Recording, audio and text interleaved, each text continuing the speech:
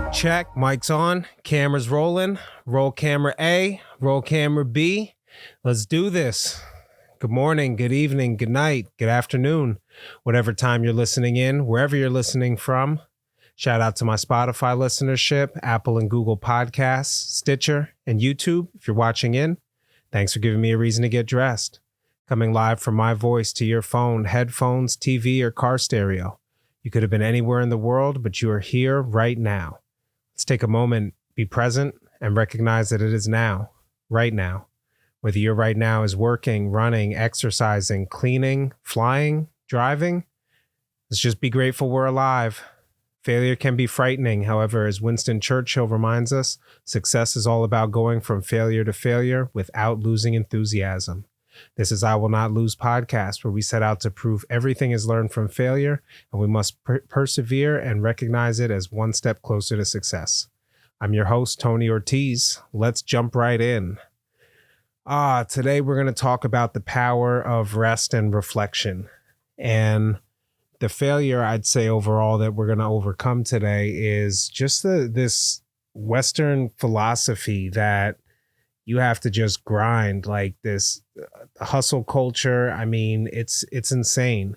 Like, I get it, I work as hard as anyone, but it's all about the power of rest and reflection. So today we're going to talk about what happens when you take a break, take time off, the dangers of burnout, the importance of self-care, and my personal stories for how I've been finding balance in my life recently. So got a little bit of personal stories to share about it. This is coming off of somebody who is a self-proclaimed workaholic, and I've also gone through a nervous breakdown earlier in my life, trying to burn the candle at both ends with my graphic business. All I wanted was to be busy and have enough work to fill a whole day. And then a whole day turned into 13 hours. And even if I would work 13 hours, there was still 14 hours worth of work the next day. So I found myself in a vicious cycle, and I try to learn from that. I remember as I was away, just completely shut down, didn't reach out, follow up with anybody for about 2 weeks, maybe about 10 days.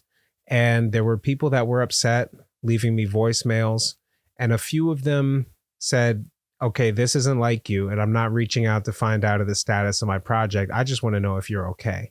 And those are the people that I still work with to this day. When I did eventually get back into a creative business, I work with people that we have a mutual relationship. If I'm expendable, if I'm just a means to get something done and an end, and we're not really looking to build a relationship or grow each other's businesses together, that I only have so much time, It's all love to everybody. I love to help everyone, but this is just something that I said, I got to find a balance in life. So this time around doing things, I'm careful about which projects I choose and things like that. But I wanted to talk a bit about self-love, self-reflection, and I'm going to have her on as a guest. We've been back and forth in the inbox putting something together, but Keisha Guider put out a book called Self-Love is the Best Love. I have to purchase it still. It's on my list right after Dave Goggins' Never Finished. I'm listening to that audiobook right now, but I want to make sure that I give that book the proper dues. So know Keisha for a while, and through social media, always putting out positivity. Back in the Snapchat days, I was all about putting out positivity. And it's one thing to go and see a motivational quote and say, okay, I want to become a conduit of this, and I want to put it out to my followers and say this in a specific way. But it's another thing to actually live it and actually be a shining example of this. So I just absolutely love the energy that Keisha has been putting out and putting out this book. I told her I started a podcast, and she was like, well, that's your moment. She failed to mention that she's a published author. So I'm like, man, you got to let me know when stuff like this happens. So I want to get her on the podcast to talk about it, but I'm getting gems just in talking with her as I forget how the conversation came up, but she tells me that she's feeding her inner child. And I said, "What is this? Tell me more about the inner child." She tells me it's a psychological term, essentially a cognitive behavioral therapy, where it's about feeding the the joyous part of your life, just doing things that make you feel like a child in terms of personal development. So she's giving me all sorts of examples of things she does, including, sorry to put your business out there, sis, but I just thought that it was amazing that she was able to just become a conduit of what self-love is. I mean, when she literally wrote a book on it. So I'm going to listen to what she has to say. We started talking about hairstyles and how coming up, we never really knew what to do with our hair. So part of my inner child that I had realized I had been feeding it without even thinking about it, but growing my hair out. This was something that I had grown it out a bit in college, but I didn't really know how to take care of it. It became unmanageable and I cut it. For those of you who watching on the podcast, my hair is about 3 or 4 inches shorter than it was the last podcast I put out. I reluctantly cut it and I got a little too much off the top. I just wanted a trim, but I'm instantly going to grow it back out because I'm finding all new ways to keep my hair healthy and keep it growing. And even after I cut it the first time, I still had dreams of long hair. So it's part of who I am. It's part of it's part of my identity. And it's not something to just be cut because it can't be managed. So in learning how to manage it and having the ability to go and do it. So I took a note out of her book and I'm thinking, what else can I be doing to feed my inner child? And as I realized, I'm trying to put my finger on why I'm so much happier lately. And I'm thinking I've been doing tons of inner child work, tons of it. So I try to always schedule time to game. Make sure that I get on the computer and play a game with some friends or play some sort of strategy game for myself. That was something I liked to do a lot as a kid. And I still play similar games. I mean, I'm 36 years old. Anybody who's grown up from the, Super Nintendo age on knows that they're still marketing to a ton of us. I don't believe GameStop exists for young kids. I mean, it's all hobbyists and kids my age, but somebody could stand to correct me. But telling myself I'm too old to be gaming, what are you doing wasting your time? That's the absolute opposite of what I need to be doing. So taking time to reflect, I know I have a ritual on Saturday mornings, well, Sunday mornings at this point, where I fill up a large coffee and I play a game until my coffee's done. And I don't rush through it, but I start to put together my whole week for Sunday. And it comes after relaxing. I've learned as a creative that not to get scientific, but your prefrontal cortex, your thinking part of your brain, like the logical part, when that's constantly being pushed and constantly being used, and you use it a lot in creativity, it gets sore just like any other muscle, and you just can't flex it. You just can't lift the weight. You can't do the mental gymnastics. So I know about the power of taking breaks in creativity, but I never thought about it on the long term of like taking breaks throughout life. So the last week I've been exploring what I'm going to talk about today. And I started looking into things like how do creatives, and not just creatives, but how do highly productive people find the energy? How do they find the ability to continue to create at such a high level? And I'm finding that a lot of them take breaks, and literally scheduled breaks are a part of what they do.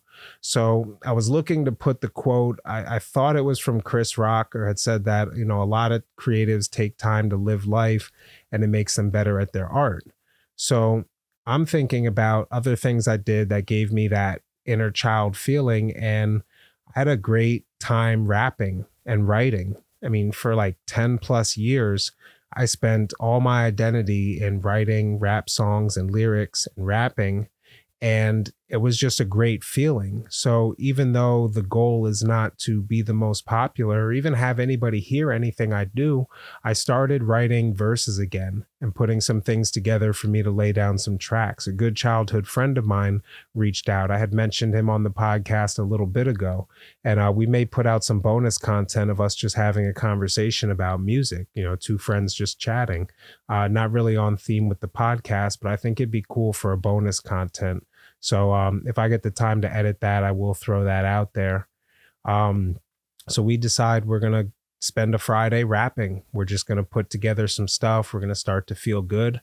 Oh my God. I wrote after maybe 11 or 12 years since I actually put pen to paper and wrote any sort of rap. And my God, have I matured. Like, it's just night and day. I mean, I went from having depressed lyrics to rapping about mental health, rapping about self-love and reflection. And this was just what came to me. So what I'm podcasting about is something that I was rapping about, is something that I feel has become a part of me because it just flows with my mentality. I know when I was actively writing, I had spent about 4 or 5 years writing. And then when I got to college, so from about 18 to 20 or 18 to 19, I didn't write at all. I just practiced freestyle rapping, which is coming up off the top of your head with the next line, the next lyrics. People can do things like throw a word at you and then you come up with 4 words that rhyme with it. Really fun lyrical gymnastics. I mean, this is from when 8 Mile was a popular movie. So battle rap is just a huge era of hip hop that had existed. And when I went back to writing, here I thought, well, I haven't written in 2 years. This is going to suck. And the way I was able to put syllables together, it was like, wow, I definitely was exercising a different part of the brain just in terms of rhyming. But if you want to get to that level of storytelling, you have to live. You have to have some sort of experience. So I had an interesting conversation the other day with a fellow podcaster, Bardalis of the Empower 610 podcast. And I'm watching this kid put out, I'm sorry, I don't mean to call him a kid. He's a grown man. He's younger than me, but I still look up to him. He puts together content rapping in English and in Spanish while running multiple businesses, working, and something else he does, podcasting, yeah, as well as doing podcasting. So I'm like, it's definitely possible. It's definitely something to do. And I'm telling him about how I just felt good writing a rap. I don't know if I'll ever put it out, but I may share it out with him. And he says, hip hop is not a young man's game. So what are you talking about? He says, and he drops a real gem on me. He said, we only think that because hip hop, you had Tupac and Biggie who were killed, rest in peace, in their 20s. So you never really had artists that were at the top of the game grow and mature. It had to wait for Jay-Z's. It had to wait for artists to still be putting out music that has aged well. Pusha T, there's plenty of older rappers still putting out music. But, in Jay-Z's 444 album, he's rapping about investing in art. He's rapping about real estate. I mean, those were bars that had completely grown from the person growing. So, hey, I mean, it's great that we've seen some people mature. Like if you take Eminem and you take some of his earlier music, I mean, he was really popping in, I'd say like 1999. And then he's taken breaks throughout music. But you go from somebody rapping about drugs and all sorts of terrible stuff he was rapping about. And he has a verse last year about God. It's a song called Use This Gospel. He's on with, not even going to mention who he's featured on. I don't know. Nah, my man, Ye, he puts out great music and then goes on an anti-Semitic rant. It's like so hard, man. So hard. Is one of my heroes in music. Now it's hard to even bring up his name without thinking of hate, but it is what it is. Won't get on my soapbox with that, but let's hope we never meet our heroes. you give somebody time to grow, somebody time to evolve, and you go and you say, "Oh, I want the old artist. I want that old artist." Well, that person, like Jay-Z said, "You think I worked this hard to stay the same?" Like, yeah, I changed. You know, I think that it's important to give people room to grow. It's important to give people's art time to evolve because the art really evolves with the person. Uh, writing a rap was an example of that. I'm like, wow, my mentality is just going straight towards success, towards positivity, towards growth. I'm at a part in my life where it's not so much about the hustle, it's not so much about the struggle. So I'm not worried about an old man M rapping or old man Jay-Z. I'm sorry to call you guys old men. I'll call you OGs because you guys really influenced the game and helped us put stuff out. But when I got into taking a break, it didn't feel right. I had my son, he was about 2 years old, and I had spent time with him on his birthday. And then later on that day, I went to a performance and I just thought, I am not where I'm supposed to be in life. And I haven't actually ever been vocal about why I stopped rapping. Cause I mean, I went from something that defined me and I spent every day, multiple hours a day doing it to literally just stopping cold turkey. And the irony is I quit rap so my son would see that I spent my time with him. And now my son wishes I had more music out, wishes I had more bars out. He listens to the stuff that I do have out. So he gave me a little reason to at least put a song, maybe an album or an EP, but we're going to put something together and go from there. Let's see what I got. Jay-Z, mature rappers, art is reflective, early Slim Shady, gospel verse. Yes. So you really have no such thing as wasted time. A lot of people try to think, and I was guilty of this, you think that you need to be doing what's going to be your entire life and you need to go 100% with it. And the truth of the matter is you evolve, you change. You can spend 10 years of your life mastering something and then still start something new and go from there. I mean, you look at a Joe Budden, who is a successful podcaster and spent a time after a successful rap career. And some would say he's not the best. Some would put him up there. He was part of a group that was one of the most vicious MCs, Slaughterhouse. And now he's podcasting full time. I mean, you know him as the Joe Budden podcast. He still has hits out, but it's important to give people room to grow. You're not who you are the whole life. I mean, I saw a post had come on. It was a picture of two figures. One on the left had a couple of spots, and then the one on the right was like a complete rainbow with flowers growing out of it. And it says, "You've changed." And it's like, yeah, you're supposed to, So I truly am happy with where I've matured, where I've grown, and spending 4 days working and going down to 4 days in my work week, having a fifth day to reflect, put things together, create, catch up so that I'm not sacrificing time with my son on the weekends has been working absolutely phenomenally. I'm in a nicer place. You could probably even hear it in my voice. I'm just calmer in general, And I had the pleasure on the phone before I recorded today. I was speaking to somebody who had a bout with pancreatic cancer or pancreatitis. I'm not sure the exact disease, but they almost died.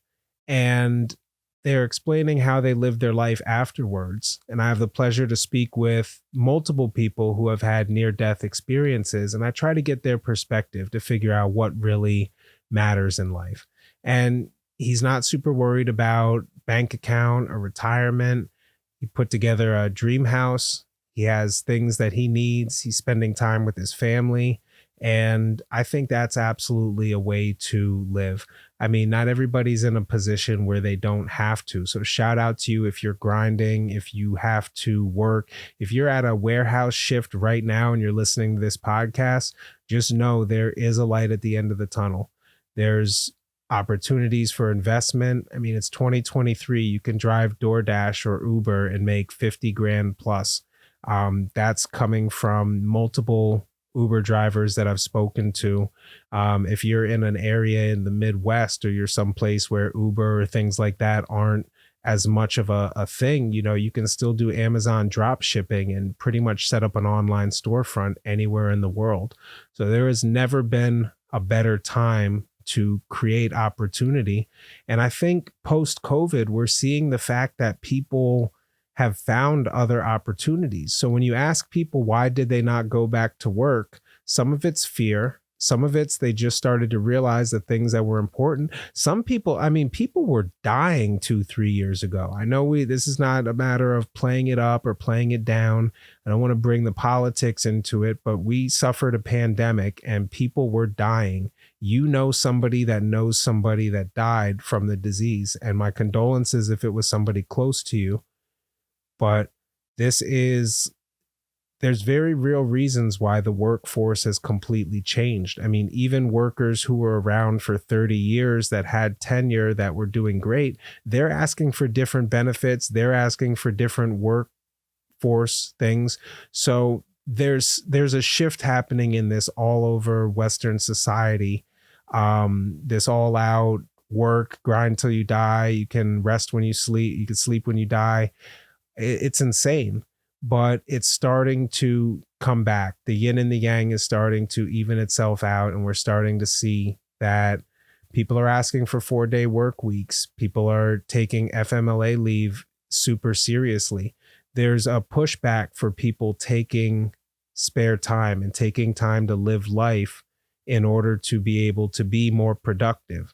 I would argue that somebody working for 4 focused days versus a slump on Friday, you're not getting as much done. There are people, but let's be honest, if you've worked in an office and if you've done stuff, especially if you've worked from home and have something to compare that to, it's night and day, the matter of productivity versus how many meetings or people talking to you or distracting you. So let's not just go and say that adding an extra day of work is absolutely benefiting anybody, but this is just my own personal perspective. How else have I been feeding my inner child? I had some people over to record on the podcast. That was a blast, man. Got 2 guest episodes coming up. We've recorded 2 episodes, but it's probably going to take a week or 2 till we get it done in post.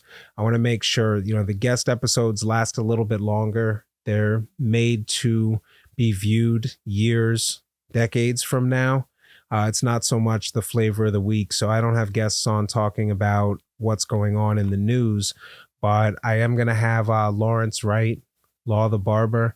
He's a serial entrepreneur, podcaster, motivational speaker, and he's looking to do some endeavors. So we just talk about overall business, referrals, a new venture that he's going to get into, and we'll definitely have him back on the pod. So I'm excited to put that out. And then we also have Ryan, who extremely brave, man. This gentleman is going through some things and overcoming some dark times. And he thought to be completely selfless and share his story about recovery. And we're going to have that on the podcast. So that's really a success learned from failure. So I'm excited to edit that one. After recording tonight, I'll probably spend some time and edit those together. If you guys, the numbers are showing you guys definitely like the episode with my son, Jaden. We had a conversation about misogyny and just recording an episode and putting it in a time capsule so he can look back at it and check it out. We have a power as podcasters to document and record. This is the new radio. So it's absolutely insane.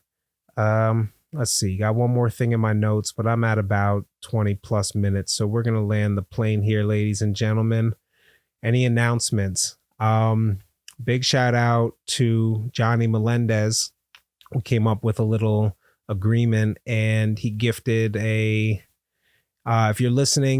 if you're only listening in, this is being recorded on an updated microphone. So give me about a week to get all of the levels correct, but this is absolutely an upgrade to the audio experience. And if you guys are watching in, you know what mic this is. This is that baby, man. It's my baby. So shout out to everyone that supported the show, that has made some sort of gift or contribution, dropped a tip. We really appreciate you, man. You give us a reason to keep doing this. Everybody who reached out either personally through text message, Instagram, DM, YouTube comment, let me know that you're real. Let me know that you're listening and getting something from the show. Trust me, man. Sometimes I think if I just didn't drop on a Monday or didn't drop the Tuesday or Wednesday and just didn't drop again, it would just sit there. I don't know that anybody would notice it was gone, but the fact that this is giving value to the people that it is giving value to, that gives me a reason to keep going. So thank you. This is I Will Not Lose podcast, stories of success learned from failure. To support the show, visit the website shows.acast.com/I Will Not Lose. Subscribe on your favorite podcast player. Share the episode link. Leave a comment. Your contribution is appreciated. Thank you for listening.